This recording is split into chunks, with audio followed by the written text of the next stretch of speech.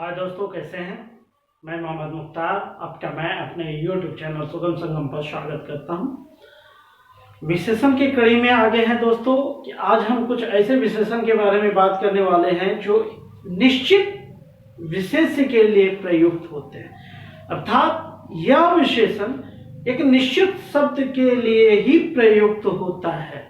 तो आज हम कुछ ऐसे विशेषण लेके आए हैं जिनको हमें याद रखना है और हिंदी भाषी होने के नाते हमारा यह कर्तव्य बनता है कि हम अपने लेखनी पर जो पकड़ है बनाने के लिए ऐसे ऐसे शब्दों पर हमारा पकड़ होना बहुत ही जरूरी है।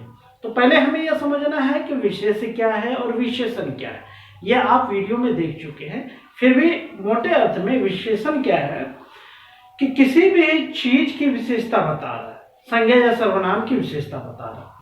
विशेष्य क्या है कि विशेषण के द्वारा जिसकी विशेषता बताई जाती है उसे विशेष्य कहते हैं। जैसे राम अच्छा लड़का है, तो राम की विशेषता बताया जा रहा है कि अच्छा है, तो अच्छा शब्द क्या है, विशेषण है। और किसका है, राम का। तो अच्छा राम का विशेषण हो गया, तो राम क्या हुआ, विशेष्य हो गया। अर्थात वह जो अच्छा शब्द है राम की विशेषता बता रहा है, अर्थात जिसकी विशेषता बताई जाती है उसे विशेष्य कहा जाता है। इन दो की समस्या समाप्त होने के बाद आइए हम कुछ ऐसे शब्दों को कलेक्ट किए हैं, इसे हम आपको बताते हैं कि कौन कौन ऐसे शब्द हैं। ठीक है दोस्तों, जैसे देखिए इधर हमने हेडिंग दे ही दिया है, विशेष प्रकार के विशेषण और विशेषण। यहाँ कोई दिक्कत नहीं होनी चाहिए। विशेषण और विशेषण आपने समझ लिया, ठीक है। अब जैसे है अगाध, वो सागर होता है, ठीक है।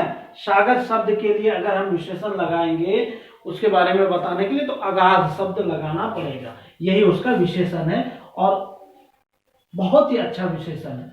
जैसे घटना के लिए अप्रत्याशित घटना होता है, अमानुषिक अत्याचार कहिए या व्यवहार कहिए, ठीक है। ओजस्वी भाषण के लिए उपयुक्त होता है। उर्वर मतलब जाने रहे उपजाऊ, वो भूमि के लिए होता है। चतुर बालक के लिए, चालाक बालक के लिए, ठीक है ना। तरुण हृदय के लिए प्रयुक्त होता है।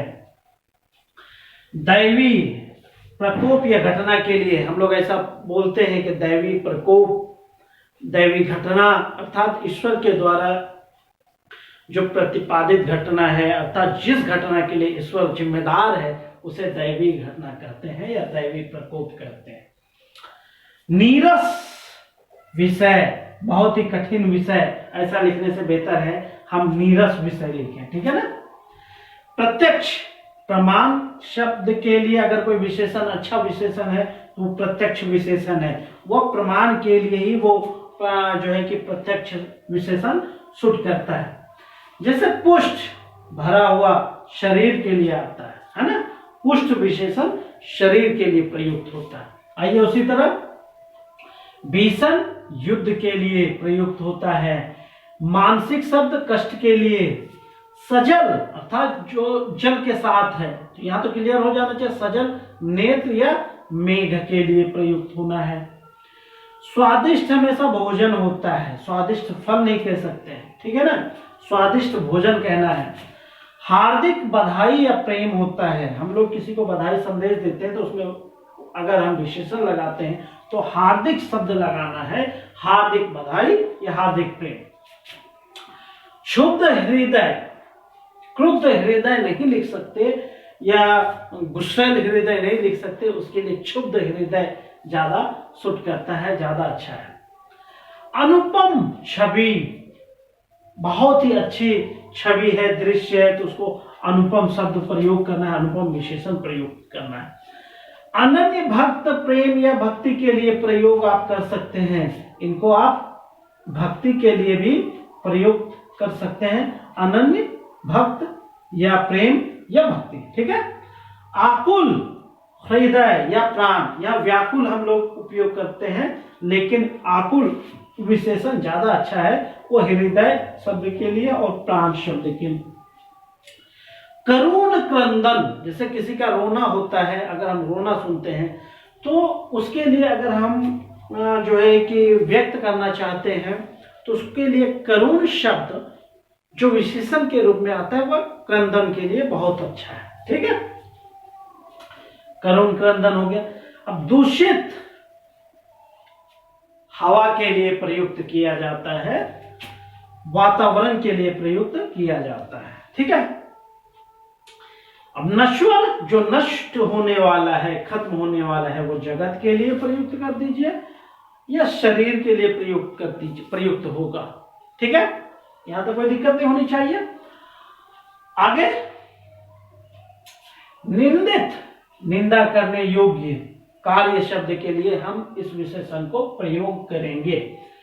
प्रगाढ़ बहुत ही गहरा, इसका मतलब होता है प्रगाढ़ जो है प्रेम शब्द के लिए या निद्रा शब्द के लिए सोना, यह एक गहरा बहुत ही क्या बोले जिसमें गूढ़ अर्थ छिपा है, ऐसा शब्द है प्रगाढ़। वो प्रेम शब्द के लिए और निद्रा शब्द के लिए हम प्रयोग कर सकते हैं। अब आइए मनोरम जो मन को भा जाए। ठीक है, मनोरम छवि के लिए या दृश्य के लिए आप प्रयोग कर सकते हैं। मधुर शब्द जो है वो भाषण के लिए आप प्रयोग कर सकते हैं। मधुर जो मन को भा जाए, तो मधुर भाषण के लिए उपयोग करना है। ठीक है, यशस्वी यश को प्राप्त करने वाला, वो नेता के लिए उपयोग कीजिए आप। विशाल हृदय के लिए आप प्रयोग कर सकते हैं, विशाल पर्वत भी कह सकते हैं। ठीक है, ज्यादा अच्छा है हृदय के लिए प्रयोग कीजिए। सतत प्रयास, ऐसा बोलना है हमें, सतत प्रयास, लगातार प्रयास। लगातार शब्द भद्दा हो जाता है, उसकी जगह हम सतत शब्द प्रयोग करें तो ज्यादा बेहतर होगा। उसी तरह स्वर्णिम अक्षर शब्द के लिए आता है और उषा शब्द के लिए भी आता है। जैसे किसी को कहते हैं आपका नाम स्वर्णिम अक्षरों में लिखा जाएगा, कहीं हम ये यूज न कर सकते हैं कि स्वर्णिम जो है कि शब्दों में बयां किया जाएगा, ऐसा नहीं, स्वर्णिम अक्षर में। तो स्वर्णिम शब्द जो विशेषण है इसके लिए अक्षर शब्द ज्यादा सुटेबल है।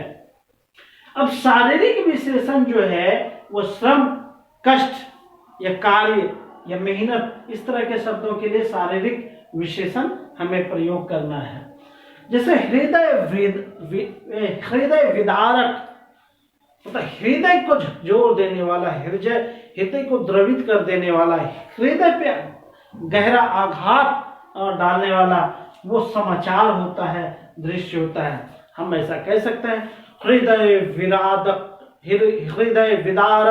दृश्य, हृदय विदारक समाचार। इस तरह दोस्तों हमने कुछ ऐसे प्रमुख, जो ज्यादा कठिन भी नहीं है, ऐसे शब्दों को कलेक्ट किया जो निश्चित शब्द के लिए या वह विशेषण के लिए एक फिक्स शब्द है, वैसे शब्दों को हमने कलेक्ट किया।